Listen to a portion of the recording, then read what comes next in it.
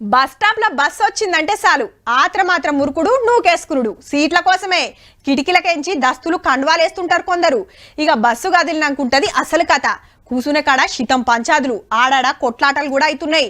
జర పోరన్ని మీద కూసబెట్టుకోమంటే ఎందుకు కూసుంటాడు, టికెట్ తీసుకోలేదా అని కసరిస్తారు.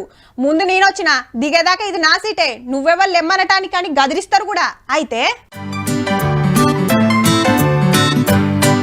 రైట్, బస్ అంతా నిండింది, బస్ స్టాప్ రాగానే ఆగింది. ఈమె ఎక్కంగానే తమ్ముడు లేచిండు ఆడోళ్ళ సీట్ల ఆడోళ్ళే కూకోవాలని. మనోడు పోయి వెనకాల నిలబడ్డాడు. బస్సు చాలే జరంత ముంగటికి వంగనే శాతగానే అవ్వెక్కింది చిన్నగా. అయ్యో అవ్వ రారా అనుకుంటా గీ బుజ్జమ్మ లేచి సీట్ ఇచ్చి వెనకకు పోయింది. మళ్ళా జరంత దూరం పోయినాక దివ్యాంగుడు రాగానే ఆయన సీట్ ఇచ్చిండు. ఇసుంటకొస్తే గర్భిణి ఎక్కుడుతోటి ఈమె లేచిపోయింది.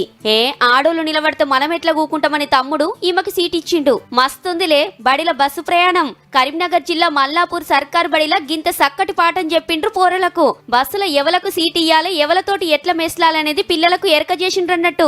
మరెట్లుంటుంది జమానా? ముసలోళ్ళు వచ్చినా లేవరు, ఆడోళ్ళు వచ్చినా సీట్ ఇయ్యరు, నాకేం గర్జని అట్లనే కూకుంటారు కొందరు. ఈ పోరలను చూసన్న సోయికస్తే మంచిదేమో.